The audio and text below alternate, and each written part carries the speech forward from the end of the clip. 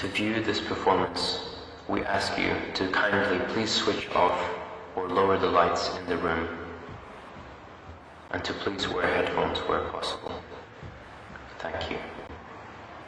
The project is looking at the absence of an audience from the stage setting, and also the sense of absence in a performer without the audience present to see them. So it's very appropriate for current times. I applied for the digital commissions for two reasons. Firstly was to connect to my local art scene in Stirling, so to have my work shown in a local context, as well as meeting other artists like the ones that are part of the program. And secondly, to create a purely digital work, so work that can be viewed purely online for the first time in my career, really. The way of working has been different from what was originally planned, because due to COVID we have been working by distance with me in Luxembourg and my collaborators in Scotland. So it's been great to see what we can achieve and what we can adapt to with people working in different countries. So my connection to the MacRobert goes back a long way to when I was learning to dance as a little 7-year-old in Stirling. So I did my first performance in the MacRobert. So it's it's amazing, and to be able to go back there and have work shown in now and in the future. So the most valuable thing I've learned during this process has been that change is good, and we have to learn to be adaptable to the circumstances that are around us. So for me, that's been being able to work by distance, and due to COVID, me being able to work here in Luxembourg while I communicate with my collaborators in Scotland.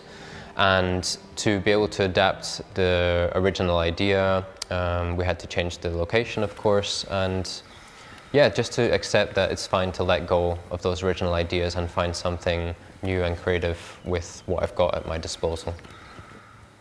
This digital project has and will have an impact on my future practice, and I think also when audiences return to theatres and I'm able to create more traditional work in a theatre with a live audience there, I still want to embrace everything I've learned by doing this, or through doing this digital project, and bring it to more traditional work that I do in a theatre. I think it's just a chance also to reach like maybe a different audience, to reach different people. I guess like also younger people are more engaged with digital and social media and everything like that. So it's also a wider audience in that sense, that a digital project can be spread far and wide. You don't need to be there, present in the theatre. I felt like I needed to improve my digital skills to keep up with the modern world, essentially, and I think it's more and more important to be able to interact and show your work digitally and be comfortable on social media on a regular basis in order to grow and to keep up with the rest of the world and the rest of the arts world as it changes and adapts constantly.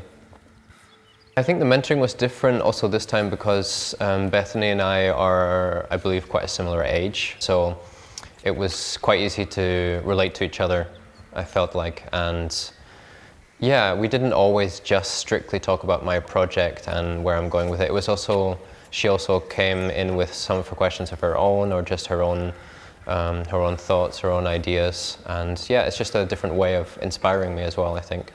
You know, that it's important that people think about things in a certain way that's similar enough that you can understand each other, but different enough that they can offer another kind of perspective to what you already think or know.